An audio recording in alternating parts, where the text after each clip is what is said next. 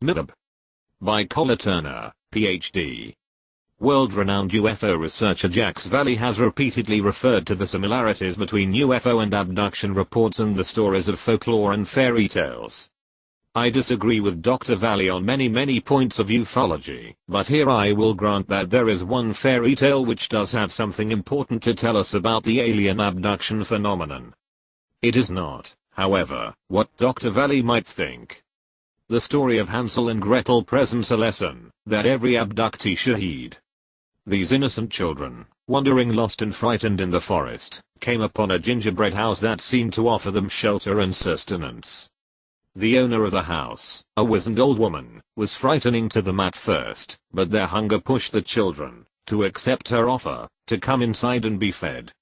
They entered the gingerbread house and promptly became the old woman's captives. Kept in cages, the two children were abundantly fed. It was not for their benefit, though. In fact, they were being fattened up for the oven. The deceptive nature of the gingerbread house and of the old woman's offer of food worked quite well. It is the deceptive quality of this story that holds a warning for humans who are abducted by aliens. Like Hansel and Gretel, we are initially terrified by our encounter with aliens, but in too many cases, our fear is overcome by the words of our abductors, and by the thoughts and experiences they present to us. I too am an abductee, and my quest to discover the nature of my own experiences led me into abduction research over the past 4 years.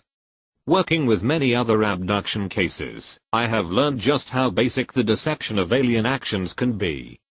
My family and I also delved into our own experiences, both past and present. Barbara Barthalik, a dedicated UFO investigator from Tulsa, Oklahoma, worked closely with us and helped us fill in the gaps in our recollections of strange encounters through hypnotic regression. Ms. Barthalik, by the way, began her own research as an assistant to Jax Valley in cattle mutilation investigations, so her expertise in ufology is wide-ranging. I have recently written a book, Into the Fringe, about the startling and often disturbing results of our personal investigations, and it was published by the Berkeley Publishing Group in November 1992. My interest soon expanded past the merely personal, and for the past several years I have worked as Ms. Barthalik's research associate, exploring literally hundreds of sighting and encounter cases with her. And what I've learned through this work has raised far more questions than answers. In fact, it has taught me to be wary of those researchers who do claim to have answers. I have yet to hear of a single theory or explanation that accounts for all of the data. Some researchers have pointed out patterns of events in the abduction experience, such as the physical examination, the taking of sperm and ova, and the later presentation of a hybrid baby to the abductee. Other patterns include the training of the abductee in some way and the delivery of a warning of some upcoming global disaster. Yes, these events are frequently reported, as one researcher has said in boring repetitious accounts, and it is tempting to think that the explanation for alien abductions may lie in these patterns. So the researchers announce that the problem is solved. The aliens are doing crossbreeding experiments, ufologists tell us. Never mind the overwhelming evidence against the viable commingling of different species. Or, we are told, the aliens are here to save us from destroying ourselves and our planet through violence, drug use, epidemic disease, pollution, and resource depletion. Never mind that these problems have grown worse, not better, since the ETs began visiting us. Most infuriating of all, we are assured that there are no actual aliens, that our experiences spring from our own subconscious turmoil, or from our need for fantasy fulfillment. Never mind that many abductees are young children, too young to be suffering from such psychological disturbances.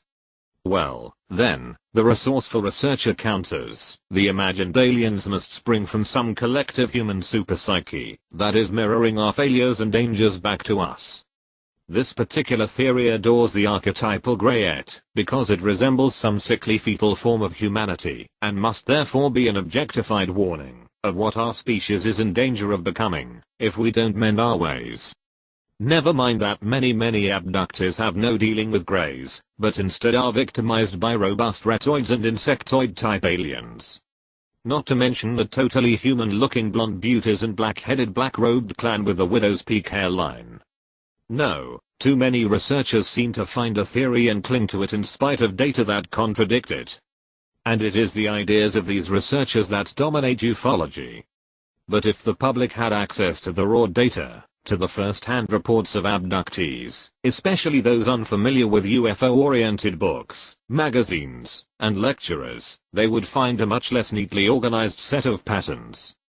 These virgin cases, people and contaminated by ufological literature, supply a staggering picture of human-alien contact events. What follows here is an overview of these virgin reports, a list of recurrent experiences that, taken together, gives us a close-up view of what the aliens are doing here on Earth. This data doesn't tell us for certain just what sort of creatures the aliens are, or what their purpose here may be. But it does tell us what humans are experiencing, and what they are observing and the actions and capabilities of the aliens. Every detail in the following list has been reported by more than one abductee, and in many cases the details have turned up quite frequently. Abduction checklist. If these reports can be believed, and there is no reason to doubt the honesty of the reporters, the abduction phenomenon includes the following details. Aliens can alter our perception of our surroundings. Aliens can control what we think we see. They can appear to us in any number of guises and shapes. Aliens can take us, our consciousness, out of our physical bodies, disable our control of our bodies, install one of their own entities, and use our bodies as vehicles for their own activities, before returning our consciousness to our bodies. Aliens can be present with us in an invisible state, and can make themselves only partially visible. Abductees receive marks on their bodies other than the well-known scoops and straight-line scars. These other marks include single punctures, multiple punctures, large bruises, 3- and 4-fingered claw marks, and triangles of every possible sort. Female abductees often suffer serious gynecological problems after their alien encounters, and sometimes these problems lead to cysts, tumors, cancer of the breasts and uterus, and to hysterectomies.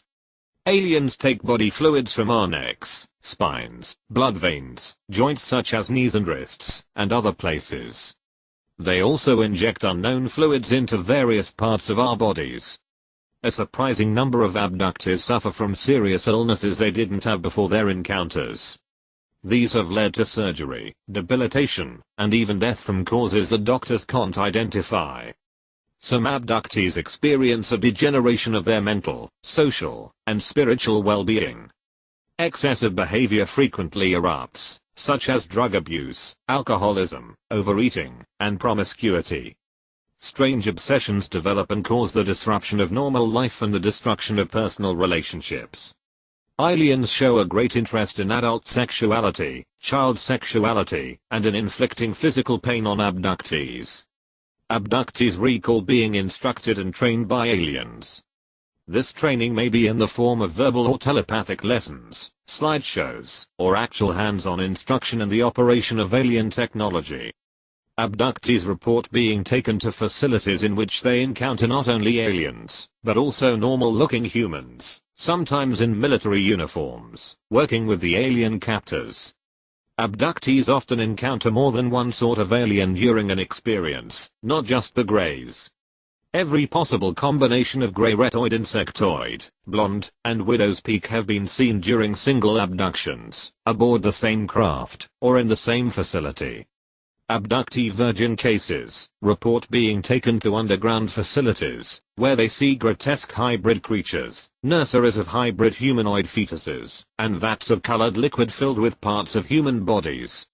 Abductees report seeing other humans in these facilities, being drained of blood, being mutilated, flayed, and dismembered, and being stacked, lifeless, like cords of wood. Some abductees have been threatened that they too will end up in this condition if they don't cooperate with their alien captors. Aliens come into homes and temporarily remove young children, leaving their distraught parents paralyzed and helpless. In cases where a parent has been able to protest, the aliens insist that the children belong to us. Aliens have forced their human abductees to have sexual intercourse with aliens and even with other abductees, while groups of aliens observe these performances. In such encounters, the aliens have sometimes disguised themselves, in order to gain the cooperation of the abductee, appearing in such forms as Jesus, the Pope, certain celebrities, and even the dead spouses of the abductees. Child abductees sometimes show a new and obsessive interest in their own genitalia after alien encounters, saying that their abductors who come at night have been touching these parts of their bodies. Aliens perform extremely painful experiments or procedures on abductees, saying that these acts are necessary, but giving no explanation why. Abductees' eyes are painfully removed from the sockets, allowing the aliens to scrape the area or implant devices into the area before the eyeballs are replaced, for instance. Some abductees are subjected to painful constrictions, often around the head, chest and extremities. Painful genitalia and anal probes are performed on children as well as adults. Aliens make predictions of an imminent period of global chaos and destruction. They say that a certain number of humans, and the number varies dramatically from case to case, will be rescued from the planet, in order to continue the species, either on another planet, or back on Earth after the destruction is over. Many abductees report that they don't believe their alien captors, and foresee instead a much more sinister use of the rescued humans. In every instance from this list, there are multiple reports from unrelated cases, confirming that such bizarre details are not the product of a single deranged mind. These details are convincing evidence that, contrary to the claims of many UFO researchers, the abduction experience isn't limited to a uniform pattern of events. This phenomenon simply can't be explained in terms of crossbreeding experiments or scientific research into the human physiology. Spiritually enlightened? It becomes clear from these details that the beings who are doing such things can't be seen as spiritually enlightened, with the best interest of the human race in mind. Something else is going on, something far more painful and frightening, in many abduction encounters. There is a theory current in ufological research that says abductees who perceive their experiences in a negative way only do so because they themselves aren't spiritually or psychically advanced. Persons with higher cosmic development have positive alien encounters, so the theory goes, and those who have painful or frightening experiences are merely spiritual Neanderthals. This is a pet theory of researchers who claim that aliens, whether objectively real or not, serve as mirrors of our spiritual nature, on an individual or a species-wide basis. Strieber has voiced this theory, for instance, in Majestic, where he says, "In the eyes of the others, the aliens, we who met them saw ourselves. And there were demons there." Having worked with so many decent, honest, positively oriented abductees, however, I believe this theory is wrong. It is worse than wrong, it is despicable as blaming a rape victim for the violence committed against her. This attitude leaves many abductees feeling doubly violated, first by the aliens who took them, and then by the UFO researchers to whom they turn for explanations and help. Perhaps it is easy to understand why such a theory would be so popular. Humans have a deep need to believe in the power of good. We need for the aliens to be a good force, since we feel so helpless in their presence. And we need for some superior force to offer us a hope of salvation, both personally and globally, when we consider the sorry state of the world. I think the aliens know this about us. They know that we want and hope for them to be benevolent creatures, and they use our desire for goodness to manipulate us. What better way to gain our cooperation than to tell us that the things they are doing are for our own good? Looking at the actions, the results of alien interference such as the long list above, there is a great discrepancy between what we desire from them and what they are doing to us. Not all abduction reports are filled with frightening or painful events, of course. Many people say that their alien encounters felt benevolent, that their abductors treated them kindly, or at least with a scientific detachment. Some abductees recall being told that they were special, that they were chosen, and that they have an important task to perform for the benefit of humanity. Given such a positive message, the abductors may ignore the fear and the pain of their encounters, and insist to themselves, and to others, that a higher motive underlies the abduction experience. And, in some cases, all that an abductee remembers is a benevolent encounter, and so has no reason to assume any negative action has occurred.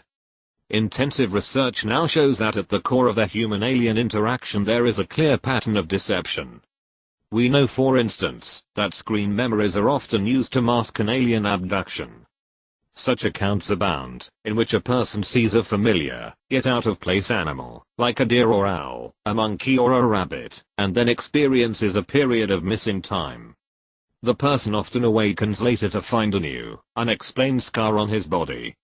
Uneasiness about the encounter will persist, however, and far different memories may start to surface in dreams or flashbacks, and then the person seeks help to explain the uneasiness. Quite often, hypnotic regression is used to uncover the events behind the screen memory, and that is when a typical alien abduction surfaces. The most recent research in which I've been involved has turned up yet a second sort of screening process. If it turns out to be accurate, then thousands of abduction cases are in urgent need of re-examination. The typical scenario of undergoing the regressive hypnosis usually results in penetration of the initial blocked memories. The abductee then recalls an encounter, hitherto unremembered, such as undergoing a physical examination of some sort, perhaps having body tissues removed, or having a gynecological exam. Other typical reports include the taking of sperm and ova, of being told of an important task to be carried out, or of receiving a warning of upcoming disaster. In most cases, both the abductee and the investigator come away from the hypnosis session feeling that they have discovered the truth about the experience. Rationalization leads them to believe that the alien's purposes must be scientifically objective or benevolent. The less threatening and more benevolent the hypnotically recalled event seems, the more satisfied are the investigator and the abductee. That wasn't so bad, now, was it? These beings are our friends, or at least they are not our enemies. And everyone goes away with a sense of relief. I have yet to hear of a researcher who actually questions the uncovered scenario. However, from several recent cases, it is apparent that these recovered memories may well also be yet another screen, masking events that are much more reprehensible. I will explain one such case, to make the point clear. A strange report. A man in his late 40s came to us to explore several alien-related events in his life, and in the interview he told of a strange, although not apparently alien-oriented episode, that had haunted him since childhood. When he was 10 years old, his grandmother came to visit in his home, and since the house was small, she shared his bed on the first night of her visit. During the night, the boy was awakened by a loud male voice. He couldn't understand what the voice was saying, but it sounded angry, and was addressing the grandmother lying beside him. The next morning, he asked his grandmother, what was that voice in the bedroom last night? His grandmother, with tears in her eyes, pulled him tightly to her and said, that was the devil. She said nothing more about the episode, but she did insist that her son take her back to her own home immediately. It was an unreasonable request, and her son tried to talk her out of it. But the grandmother was adamant, and finally her son agreed to take her home the following day. The entire family made the trip of over 100 miles back to the grandmother's farm, and within an hour of their arrival, the grandmother suffered a massive stroke and died. Ever since that event, the man had felt a heavy burden of guilt associated with his grandmother's death. Yet there was no conscious reason for him to have felt that way. The entire event was poignant and mystifying, but in all the alien encounters he had subsequently undergone, he had felt that the aliens were his friends, and were helping him by expanding his psychic abilities. A regression session was arranged, and in the course of the hypnosis, he was asked to look at that childhood experience. What he recalled was an abduction in which he and his grandmother were taken to a spacecraft in the company of reptilian aliens. He remembered the aliens telling his grandmother that they were interested in learning about her knowledge of medicinal herbs, and they offered to exchange medical information of their own. They gave the boy and the grandmother a liquid to drink, explaining that it was beneficial, and would make the grandmother feel young and attractive again. So both of them drank the liquid, and the man remembered seeing his grandmother indeed looking much younger. That was the extent of his recollection. Both he and Ms. Bartholic, who was conducting the regression, were puzzled by this, because there was nothing in the episode to account for the guilt he had felt about the grandmother's death. So Ms. Bartholic deepened the man's trance level, and asked him to look at it again, with much clearer vision. And what he then recalled, was much more disturbing.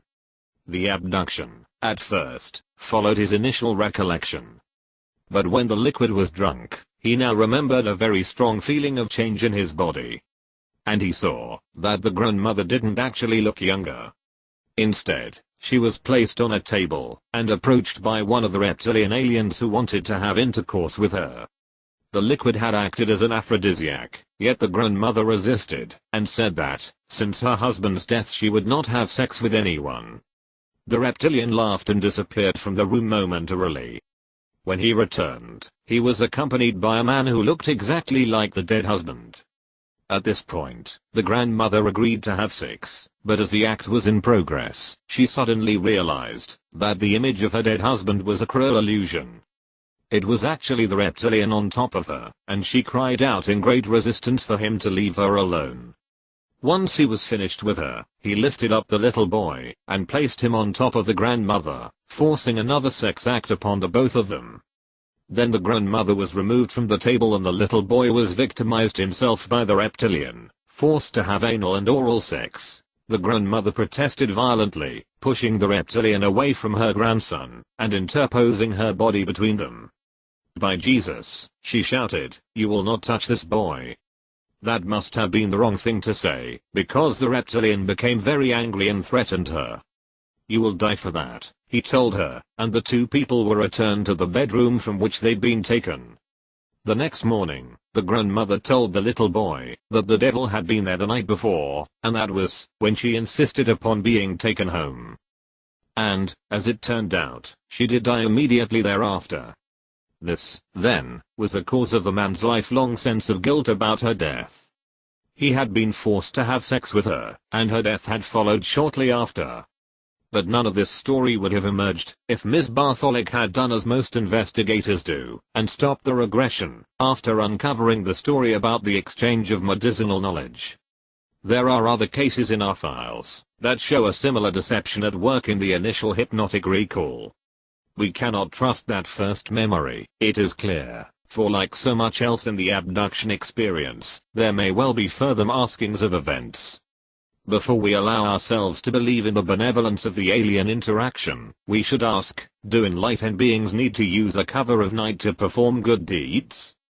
Do they need to paralyze us and render us helpless to resist? Do angels need to steal our fetuses?